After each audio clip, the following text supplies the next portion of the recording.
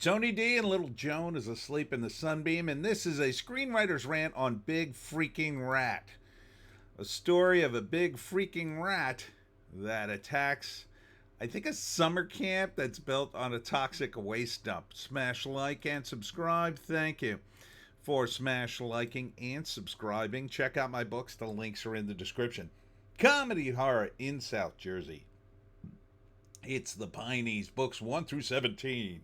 Available at Amazon.com. Don't forget, Kindle Unlimited is free.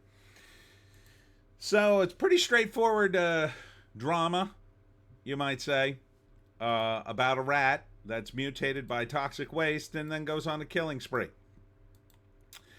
And here are the campers singing Michael rowed the boat ashore. Very classic. And the rat just comes in the camp and starts eating everybody. Here's a scene in which a cop tries to call the state police for backup, and this dude smashes the phone because he thinks that'll make them come faster if the call was cut off. And there are still phones in this. I don't know what year this is supposedly took place. Maybe the 80s, because they still have landlines. I didn't see any smartphones. And the line of the week is this. How are we going to kill it? Well, traditional methods won't work. You know, the traditional methods that you use to kill giant mutated rats.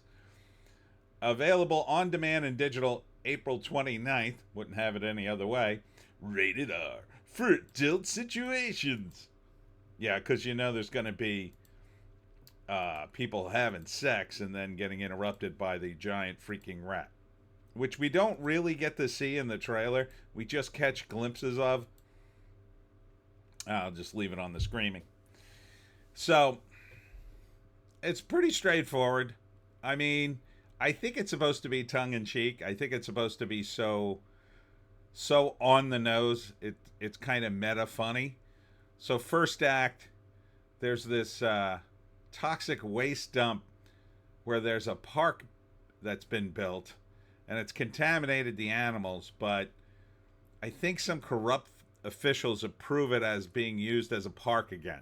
Because maybe maybe the toxic waste has died down or they moved a lot of it. But there is a giant freaking rat mutated by the toxic waste. And then people disappear. At first, nobody knows about it, or there's rumors, but they don't really know. And then the park's reopened. People start camping there and start dying in the second act. There's I think a sheriff who's like, you know, insistent that the park opened for some reason. And then, you know, the murders keep happening, and then he kind of covers them up, maybe, or kind of tones them down. But there's one guy who either works at a summer camp or in the park who's kind of the hero and keeps escaping while the rat kills pretty much everyone around him. Here, this scene is two people getting it on in a tent, and the rat kills the dude like through the tent. Here, the rat just attacks this entire camping group. See, this guy I think is the main character. I'm not sure. This kind of looks like it's a set, doesn't it? That looks like a fake phone in the background. The wall looks a little fake. Might have been shot on a sound stage. I don't know. They got the curtains drawn. Nothing matches. Doesn't look like a real place. Looks like a bunch of random props they brought in. And there looks to be two phones in that shot. There's a payphone, and it looks like there's another phone next to it. And then he's smashing up a computer. Yeah, I don't know. Third act, they kill the rat. Or they think they do. Like there's an explosion and they think it's dead, but is it really dead? But for now, the danger has passed. And I don't know, summer camp boy has saved the day. Would I watch this? I might. I mean, it looks pretty schlocky. Kind of almost reminds me of the Trauma films back in the day. It's got a little bit of that energy. Not a lot, but a little bit. I mean, it's not that bad like It's not one take theater here. Like Troma was famous for just doing one take of everything to save money. I don't think it's that low key, but let's read the write up. Kevin Connolly from Entourage? He's in it? David Arquette and Jeremy Luke. What? I have to hold up.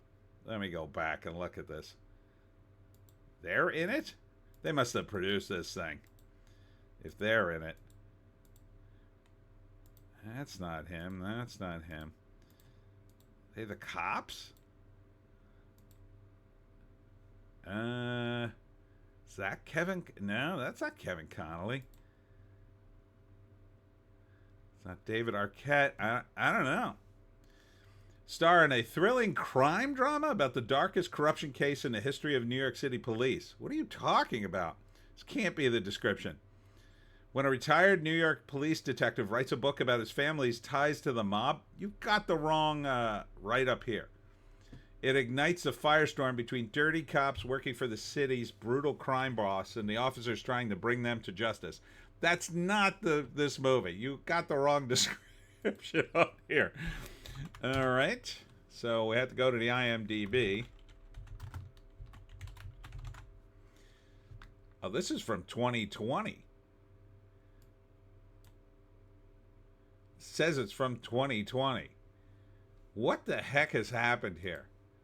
Someone's really messed this up. It says 2025 here. Is this it? Yeah, this is it. This says 2020. This came out like 5 years ago. Ranger Brody, with the help of his nephews and niece Dylan and Naomi, are preparing to open the brand new campground for the season. Everything is in order. The camp seems peaceful until a giant rat mutated from multiple dumping of toxic waste begins killing the campers and rangers. Mutated from the multiple dumping of toxic waste begins killing the campers and rangers. God, this is a S show. Thomas J. Churchill writes and directs. Well, I think you need a writer, Thomas. No offense, because that synopsis is a train wreck. I don't know why they put the tent in a tree. Is Thomas in the movie too? That's usually how these things run. No, he's not in it. Well, smart. Nobody knows what you look like. Yeah, so this is a 5-year-old movie. And someone put this up, I don't know, to annoy me. Why would you put this up now? Is it getting a re-release? The 5-year anniversary of Big Freaking Rat? Can somebody tell me what's going on with this thing? Anyhow, yeah, I'd probably see it just to see how bad it is. I wouldn't pay a dime for it. Oh, no. No. This isn't on streaming for free, and it should be. At worst. In fact, you ought to give me $1 just for watching it. Yeah, I wouldn't seek this out.